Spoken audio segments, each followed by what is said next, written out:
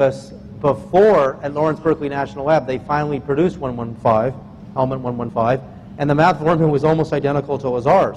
Yeah. But his formula predated theirs. Are you aware of the fellow from Denver that was supplied as a medium the formula for 115? Are you aware of that? No. Stan Romanak. Oh, yeah. Yes, he's been supplied that formula. That formula as okay, well. I'll shut up. Thanks. Thank you. Thank you very much.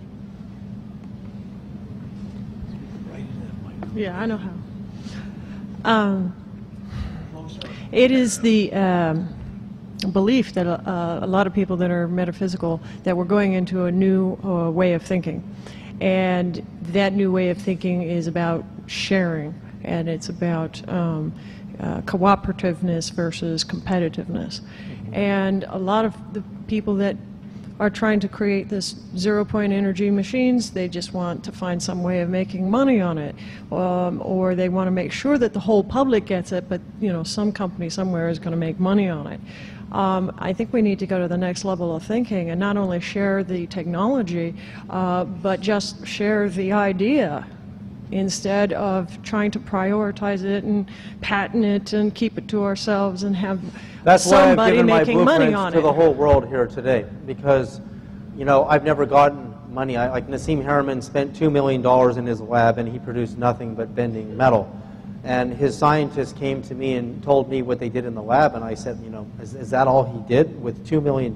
Because that's nothing. And so, you know, I mean, look at the economy. Look at the Federal Reserve and the bankers. It's a very, very simple thing to say. I mean, we are richer than we've ever been in the history of the world. We have more goods, services, and labor, and thinking, and knowledge, and inventions than at any time in history.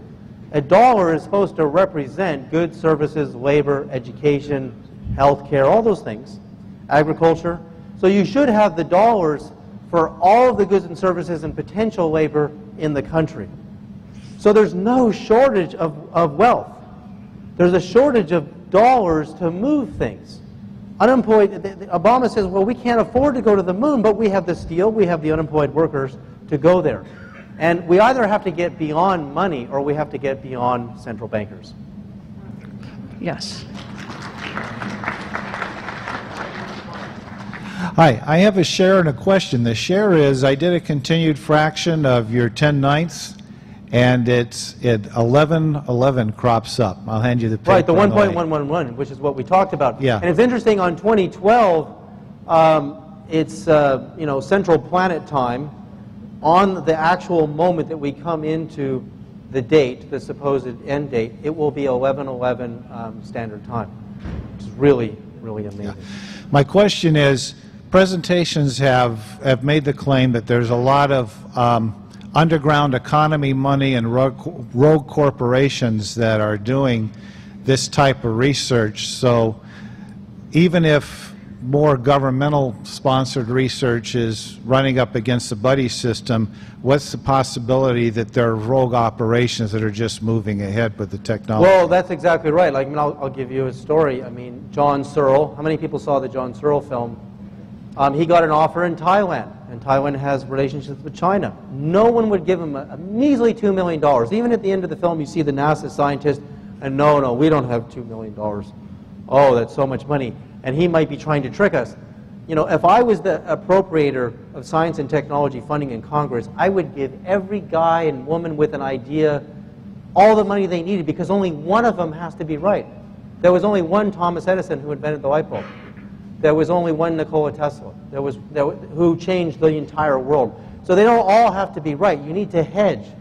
And our problem is we're so cheap. You know, I hate to say it, but even Bob Bigelow wouldn't give John Searle $2 million to find out if he's telling the truth. I believe he's telling the truth. It all makes perfect sense to me. We don't have $2 million, and the experiment that I want to do is in the hundreds of thousands of dollars range. Nothing. Peanuts. I mean, we're not really passionate. That's the problem. And rogue countries are willing to fund this stuff. And that's our mistake. We are asleep at the wheel. Every great invention in the history of the world, you can go to the airplane, the automobile, the computer, the electron microscope, all of them happen in this country first. But now, because corporations rule, and there's a lack of incentive and a lack of spirit in our investment communities, there's no passion to look